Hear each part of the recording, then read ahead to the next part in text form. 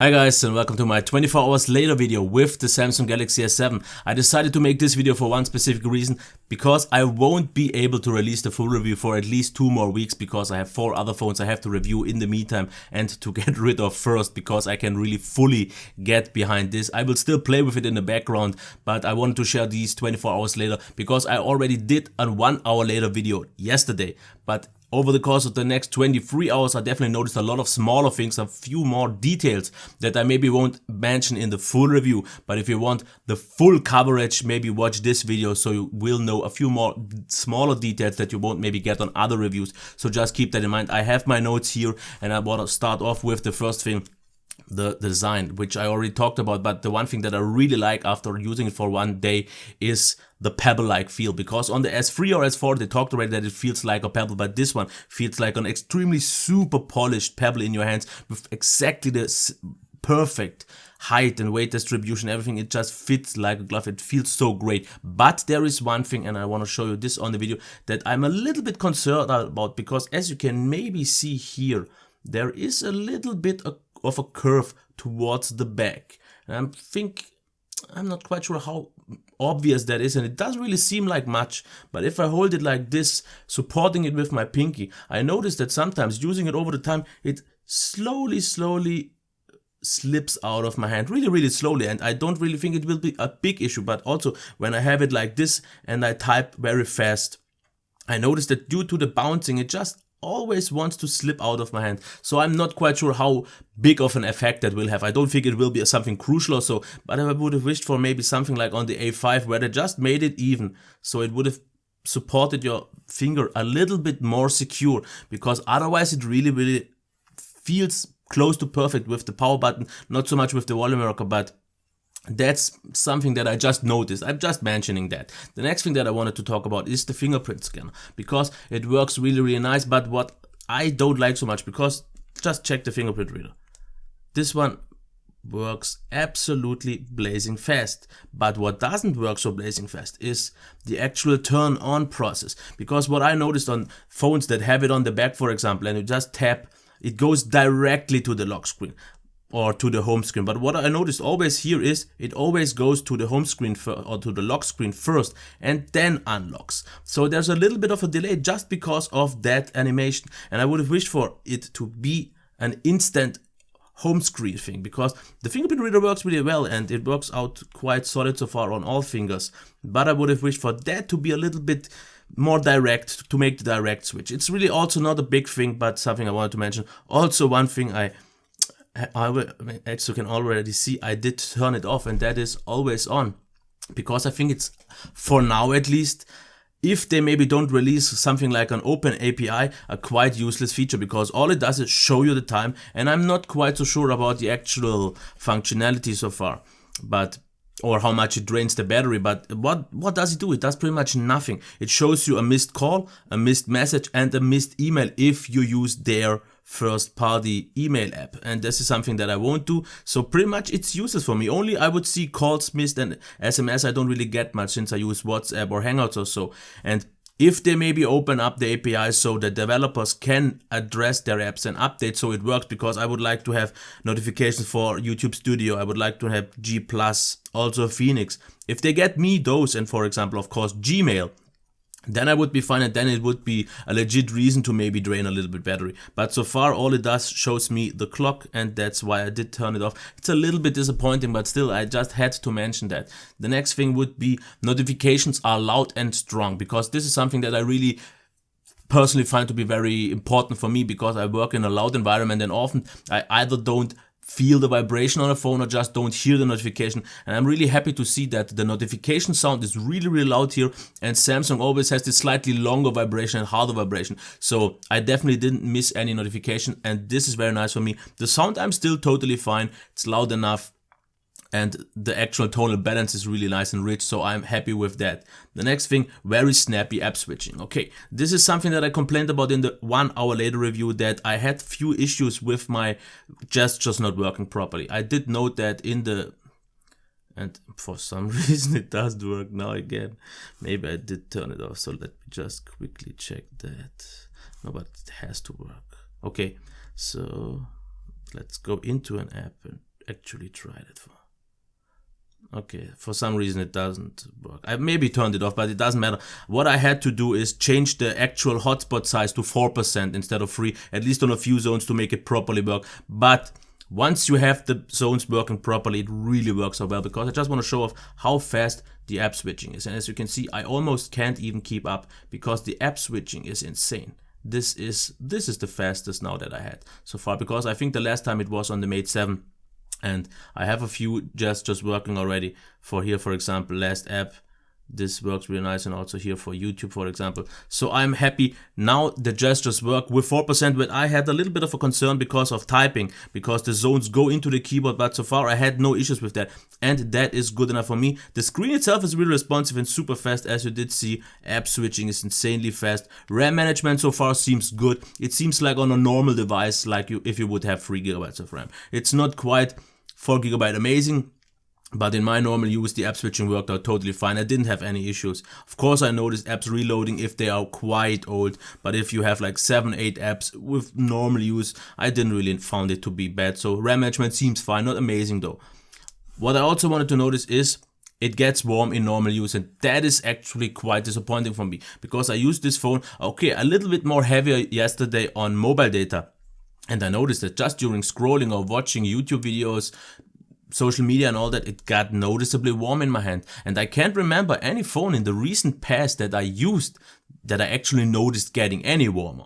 In the summer, of course, but we are in the winter right now and it's not really warm, and I noticed it definitely gets quite warm after using it for just a few minutes, and if you use a little bit more on mobile data, it heats up quite quickly. And I saw the same also on the fast charger, because if I use the adaptive charger, charge it, which takes us about 1.5 hours, it gets really warm.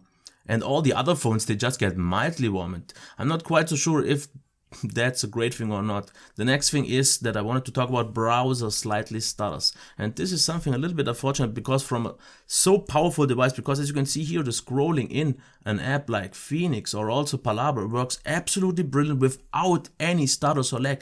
But if we go, for example, into the old engine browser, if I scroll here, I see still sometimes, not always, and if the device seems a little bit more, I see some tiny, super tiny micro stutters. It's nothing that really annoys me, but just sometimes seeing that is a little bit odd.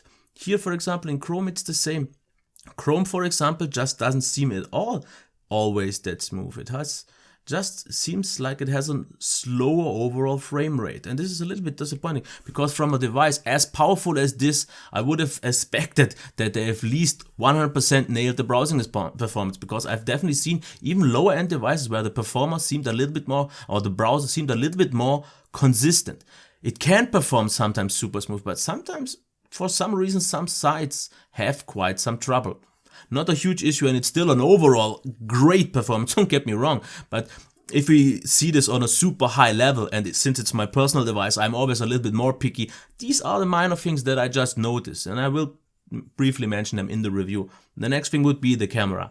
I did a few test shots today, the usual array of photos that I do. I go out in my garden, around the house, and make a few pictures, like 30-40 pics, then check them on my monitor and see what I've got. And these are always pretty much the same motifs.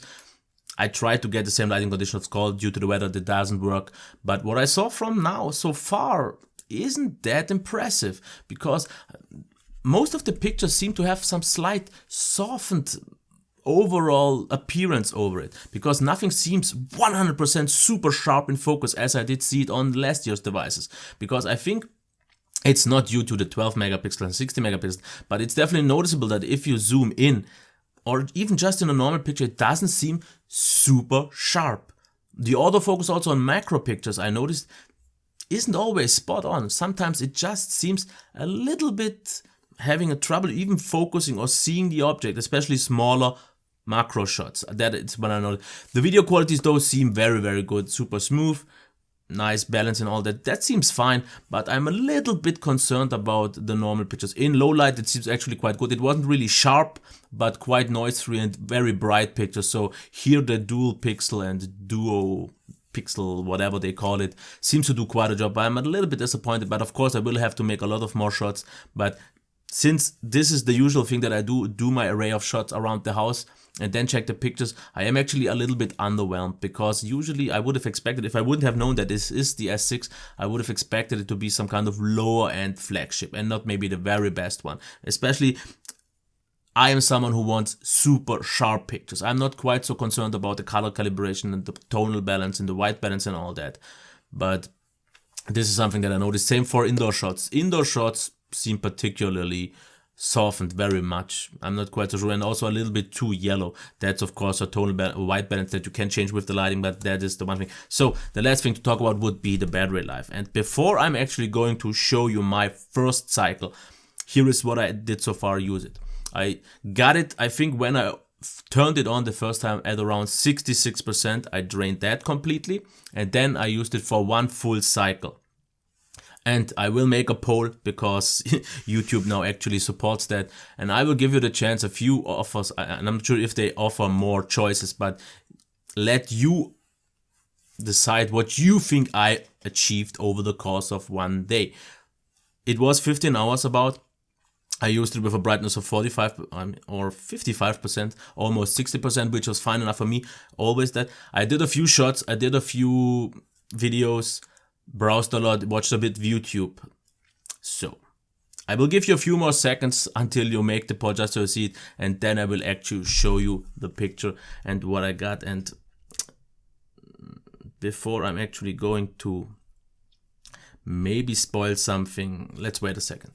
Now, I'm not disappointed, but I am a little bit underwhelmed, because for a 3000 mAh battery with a 5.1 inch QHD screen, I expect a little bit more after I've used the Samsung Galaxy 6 Edge Plus, because same battery size but a 0.6 inch bigger screen, and there I got quite easily 5.5 hours over the course of one day, maybe even 4.5, 5 over the course of 2 days. So I expected about 5.5, 6 hours, which was maybe a little bit too hopeful, a little bit too high in terms of things.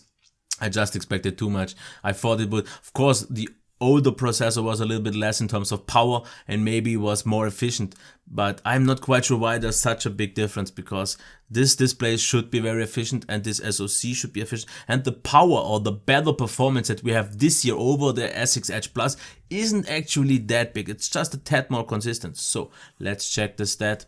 I used it for about 16 hours with a screen on time of 4 hours and 35. Yeah. Good enough for me, works out, because this was already with a little bit heavier use. I watched more YouTube, which on mobile data drains quite fast. Usually it's super efficient though on video, because there I got about 1 hour, 10% of drain, which is great. So Samsung really nails video efficiency. But usage efficiency in the browser and all that didn't seem to work that well. And also video camera was used, so keep that in mind. But I would have wished for 5 hours, because if I would have reached 5 hours, I think then I could expect a 2-day battery life for me, because I usually in a normal use device maybe like slightly over 2 hours a day, and then it would have been good enough. Those for some reason for me didn't seem to work at all, because I drained like about 0.5% an hour, which is pretty much standard. I had that on all the other devices over the course of the last year, so nothing really special. Of course, keep one thing in mind. This was my first cycle. This is a brand new battery. It needs a little bit time to focus in, and once the app optimization actually kicks in, because after I think 1 or 2 charges, Samsung pops up and shows you app optimization, and this actually helps quite a lot, because I noticed a little bit of a boost over the second cycle usually. So it will still improve, I hope so, but so far it's good enough for me, gets the job done. But since it's my daily driver over the next at least 1 or 2 years, I would have wished for at least 5, so I wouldn't have to worry about a 2-day battery life, because this is the goal that I wanted to achieve. It's so solid, totally more than solid 1-day battery life for me. But I wanted 2 days and I didn't quite get that. It's still overall with the quality is totally fine, because the feel in hand makes up for it. The display is bombers. It's absolutely ballers. It's super bright. The contrast ratio is that makes it up for me, because I had so many LCD screens where it just seems overall a little bit dull, but this feels so nice and makes up for the maybe not perfect camera, which is still super high, maybe not perfect battery, which is still more than good enough. Performance is absolutely solid for me. When it is super smooth, it's extremely smooth. So I'm completely fine with all the things that I had a little bit of a concern about. Things like the in-hand feel and the display response and all that has been diminished or down to no concern for now. So I'm quite happy so far. Don't regret the purchase at all. But of course, this is just the experience after about 1.5 cycles, not even more, 1.5 days. So keep that in mind. I will try to make a little bit more coverage throughout the weeks until I actually finally release my full review. But so far, it seems to be a killer device, and since it made me buy it, it has to be extraordinary, because I really wanted the pretty much best phone this year that I can use for a longer period of time, and I don't see anything upcoming to be just that, because something like, for example, the Mi 5 Pro from Xiaomi seems like almost the same phone, but with the caveat of not having a Super AMOLED display. I just wanted this perfect display, and I just didn't want it an LCD once again. So this is why it makes totally up for me.